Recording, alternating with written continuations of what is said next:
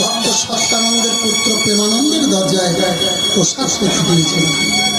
সে কিশোর, সে দেখেও দেখে না, চিনেও অজ্ঞানতার অন্ধকারে ক্রোধের বসে জেদের বসে প্রভুর কোমরে গলার দড়ি বেঁধে মন্দিরের দরজায় ঝুলিয়ে দিয়েছে।